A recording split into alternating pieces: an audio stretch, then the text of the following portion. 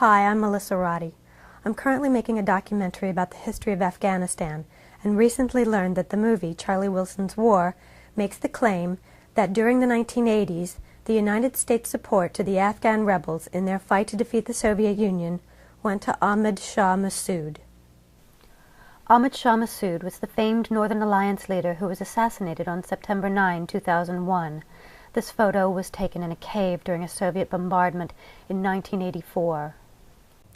So I asked certain key individuals who participated in this aspect of our recent history what they thought of the claim that U.S. support went to Ahmad Shah Massoud. The movie Charlie Wilson's War, it states that our support went to Massoud. No. Well, that's amazing. I didn't know that. That's discouraging. That's simply not true. That's simply not true. I can still vividly recall in 1986 meeting with one of Ahmad Shah Massoud's logistics officers in Peshawar, and he basically reiterated what many other people had told me, some very good observers of Afghanistan at the time, that the actual aid that was getting into the Panjshir Valley and to Massoud was minimal. Nothing close to what Gulbaddin Hekmatyar and some of the other parties received.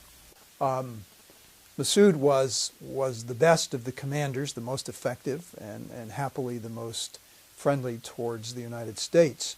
And he most certainly didn't get what he deserved. And furthermore, he was in a highly strategic location, the Panjshir Valley, which is north of Kabul, and which guards the transport between Kabul and Termez and the other points up there next to Uzbekistan and Turkmenistan and Tajikistan, through which countries the Soviet weaponry flowed.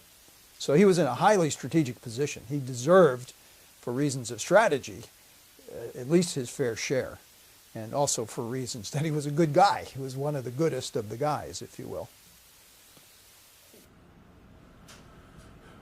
Massoud was far enough. God, what a wonderful guy. If anything, I would say Massoud was quite probably the Afghan personality that had been through the Soviet occupation years who had the most possibility for being a statesman. He was not the favorite of the Pakistanis because he was not Pashtun, clear. Sorry. Shah Massoud did not have the type of relationship with the Pakistanis that was required to be able to receive the aid.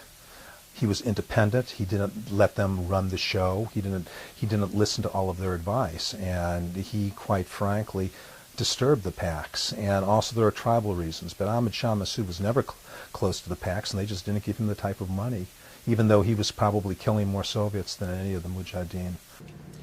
Massoud got very little of U.S. support. Part of the problem was his location. He was in a very remote part of Afghanistan that was very difficult to resupply, but more importantly, the Pakistanis, who very much controlled where our resources went for many, many years, were reluctant to see any assistance going to Massoud, because Massoud was essentially the principal rival in Afghanistan to Gulbaddin, who was the Pakistani favored candidate. And what sort of person is Gulbaddin Hekmatyar?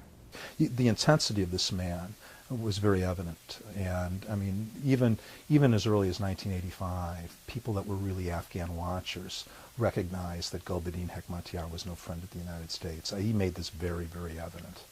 Well, they simply were hostile to U.S. interests and to Western values generally, and probably could be counted upon to continue to be hostile to U.S. interests and Western values once the Soviets left and an effort was made to establish a new government, a freely chosen government in Afghanistan. Well, I know I was at meetings in Washington in '86, '87, when issues of Gulbaddin's attacks on some of the other Mujahideen parties were raised with members of the United States government, both State Department and parts of the intelligence community. I think that it was well recognized that there were problems, but it was also well recognized that Pakistan was making the calls relative to the distribution of aid and other dynamics which were extremely critical.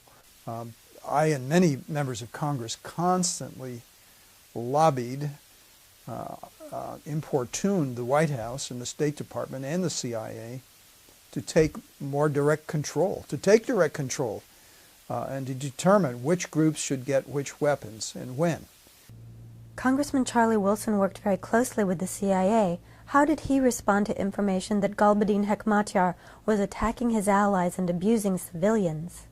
I have the impression that he was more willing to rely on the CIA's word. Everything, you know, trust us, everything is okay, this is going to work out all right, that kind of thing.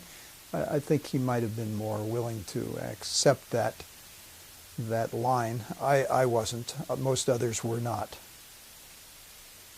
Gulbaddin Hekmatyar is one of the only prime ministers in the history of mankind that regularly rocketed his own capital.